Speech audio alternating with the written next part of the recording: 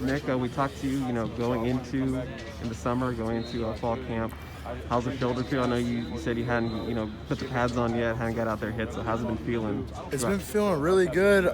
I'm just super excited to be back out here, and I've definitely eased into, that grind again, and like everything just feels much better. And I'm excited about this year. It's game week, Camp's over. It was super awesome, but now school's on campus, marching band's out. Like it's gonna be a good year. Is there anything you feel like you learned about yourself this fall camp, or possibly the whole D line as a unit? We're just a real tight group. I think I wasn't able to be with them in the spring, but I could see during that time everyone's just getting tighter and tighter.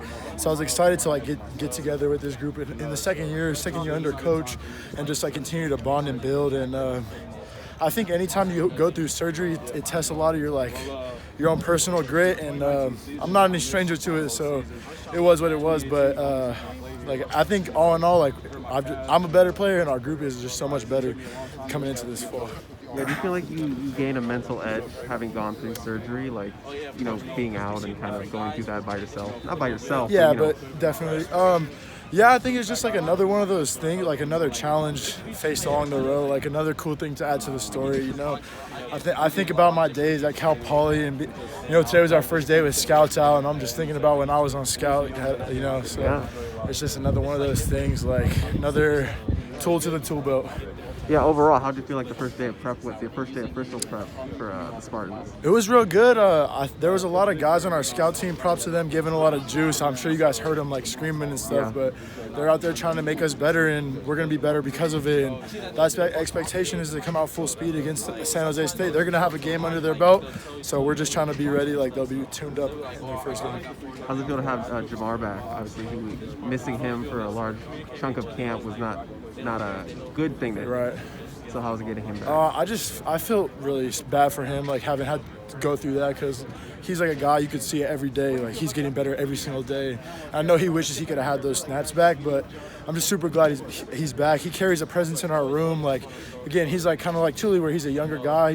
His feet haven't got as wet as Thule's as far as in the game, but he has a presence to himself. He's there to work. He's a guy that takes care of his business. So it's just great to have him back, and I know he's glad to be back. You had a guy step up, Tongan Terror, as you like to dub him. What did you see out of Stanley, during that time where we kind of stepped up in those first team roles? Stanley's always a beast. If you go look back on his Twitter, the kid's just always been strong. He's just a great kid, all the way to and through. Just see him have success is no surprise. And I think with him, he was just getting some more reps and getting the live stuff going.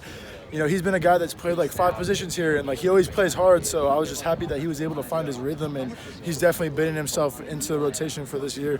It's my boy too, the Tongan Terror. Watch out for him, 47. The Terror is a little bit undersized for that nose tackle spot, but like you said, his strength has been something that people talk about since high school. Is there any stories that you have that kind of speak to the strength that guy has? I could just think about in high school, he would hit 405 on the bench without letting it touch his chest, almost like a board press, but without a board.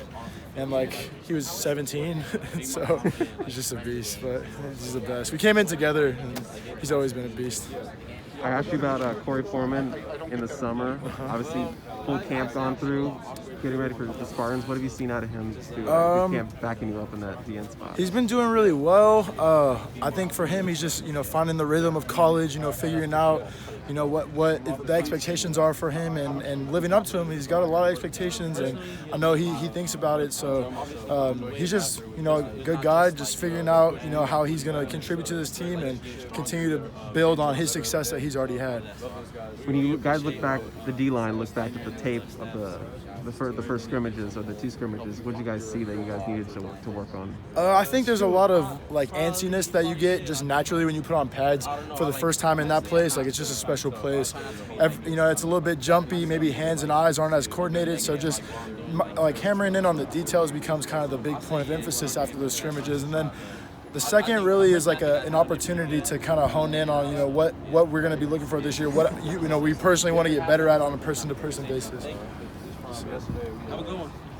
One of the guys on the offensive side who's really stepped up his game this camp seems to be Jonah Monaghan. Like, in your individual matchups with him, what have you seen from him? Jonah's just always working his ass off, he's working his butt off all the time. Like, I'm sorry.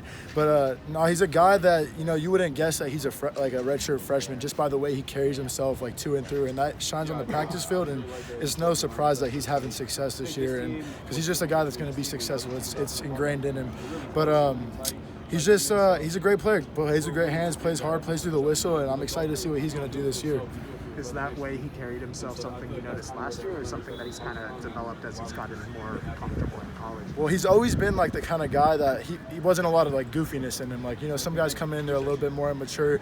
Jonah's always been like a mature, like, mess around, like, call him like stoic, and he's got his flowing hair, like, but it really is how he carries himself, and so I think he's always had it. Have you embraced kind of being the mentor to Korey and taking on that role this camp?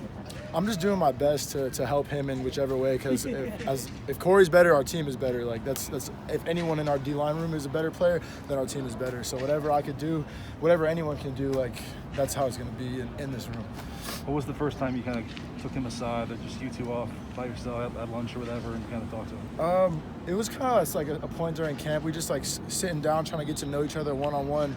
I think, like, with anyone that's that high of a recruit, like, a lot of times people just kind of think of you as like the football guy. So trying to figure out, like, what does Korey like to do in his free time, because he is more than just, a football player, even though he's damn good at it.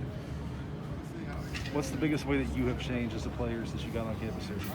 Man, that's a crazy question. I sometimes I have to put on the field to actually, like, look and see, but I think just, like, figuring out, like, the balance between, like, playing fast and, like, playing your cues and techniques. Like, I put on the film from, like, a long time ago, and I'm just sitting there, like, trying to read, playing super slow. So I think just, like, trying to play faster, and that's something that's been picked up through reps and just through coaches and everything, just playing faster, playing more confidently. When you look back on last season, did you surprise yourself at all that you were the sack leader, you were the tackle for loss leader on the stand? No, I really just give props to my defensive coaches and my coordinator, because you look at a lot of those plays and it's dialed up, and I'm coming through and getting to make a play, or other guys in the secondary doing their job to let us get home. So I don't even think about that stuff. Just glad that we won a few games last year, hoping we could improve on it for this year. What's the next step for you this year, personally? Just continue to get better. I'm working on a master's program. I'm in day 3. It's going well, and just continuing to stack small wins every day, hoping it leads to something good. You talked about your growth on the football field. What do you think is your biggest growth off the field as a person? Wow, that's a great question. I mean, I came in kind of like a that's crazy. Yeah. That's a real stumper. I don't know. Come back to that so much. I mean, like, so much. Yeah, I'll come back. Let me think about that one. That's a great question, though. Has the way you think about your football future changed after what you did last season? Not really. I mean, I'm always trying to be a guy that gives his effort to everything that he's doing. So, like, if I'm going hard in the classroom, like, that's not going to change if I'm having success on the field, and vice versa. So, definitely just want to play the game as long as I can and do the best I can in the other stuff I got going on.